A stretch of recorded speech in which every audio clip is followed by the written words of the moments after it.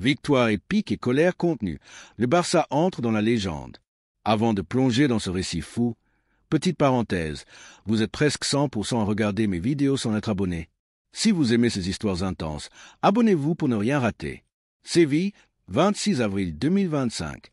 Le Clasico tant attendu en finale de Coupe du Roi a tenu toutes ses promesses, et bien plus encore. Dans un stade de la Cartuja bouillant, le FC Barcelone a arraché une victoire héroïque 3-2 après prolongation face au Real Madrid, au terme d'une soirée qui a fait basculer l'Espagne entre passion, colère et triomphe. Mais derrière l'euphorie, un scandale arbitral a failli tout faire exploser.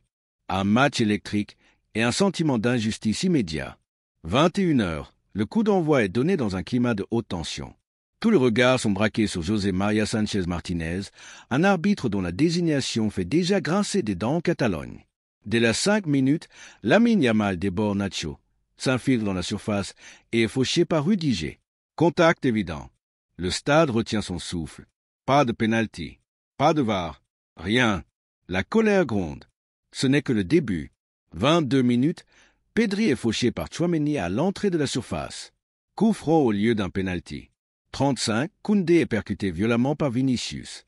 Pas de sanction. 42, Araujo est blessé sur un tacle violent de Josu. Encore une fois, aucune réaction.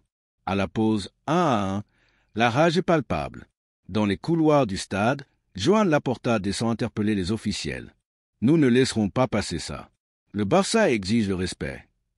Une prolongation héroïque et une explosion de joie. Malgré tout, les Blaugrana tiennent bon. Après une seconde mi-temps tendue, la finale bascule en prolongation. Et à la 113 minutes, Jules Koundé surgit pour offrir le but décisif de la tête. 3-2 pour Barcelone. Les dernières minutes sont irrespirables. Faute non sifflée.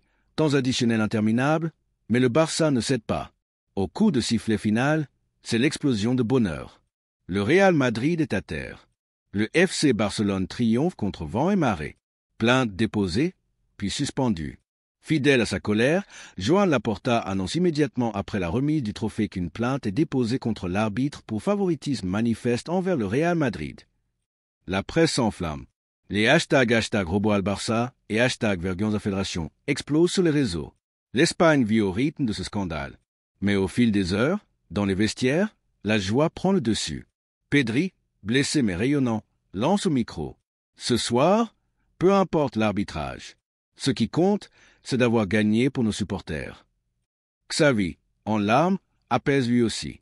La victoire est la meilleure réponse. Face à cette unité et ce bonheur, Laporta choisit la grandeur.